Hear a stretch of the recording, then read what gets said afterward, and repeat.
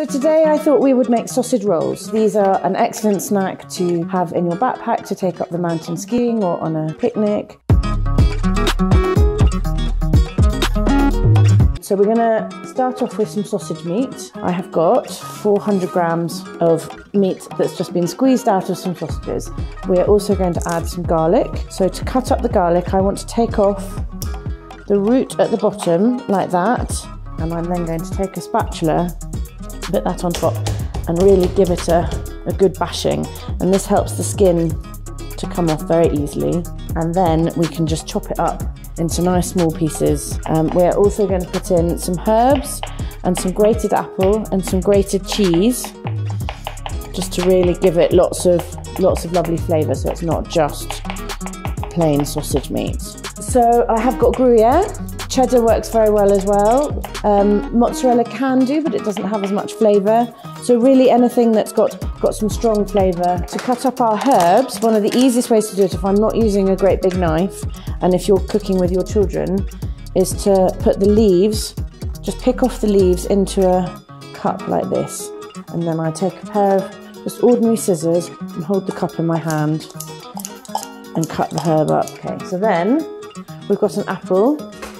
Now the easiest way to grate this is to not actually cut it up, but just to hold the centre like a handle almost, use the core as a handle. I'm going to put this down on the board and just grate it until I can start to see the core, and then turn it around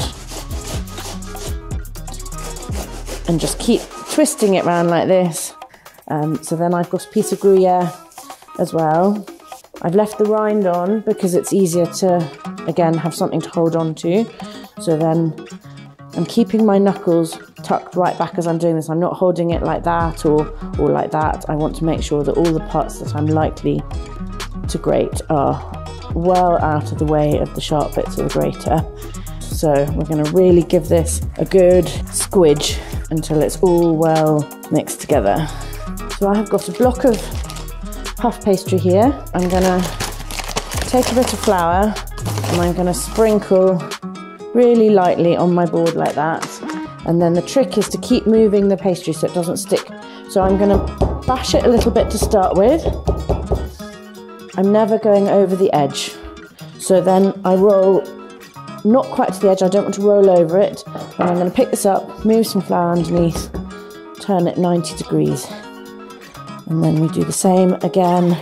So we are about the thickness of a 5 franc coin, I think. I'm going to take a pastry wheel, pizza cutter, and I'm going to cut it in half.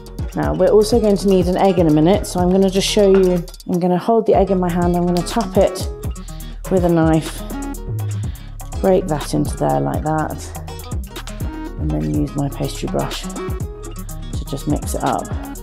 Right, so I'm going to take a handful of sausage meat now. I'm going to press it into a ball and then squidge it out into a long sausage shape.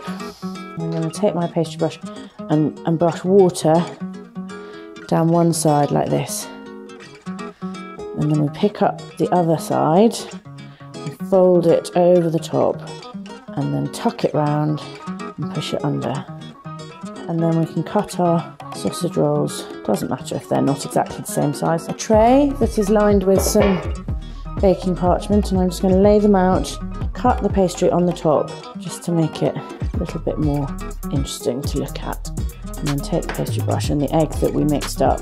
We want to make sure we get it really all the way down the sides, and then we're going to cook these for about 25 minutes at 180 degrees.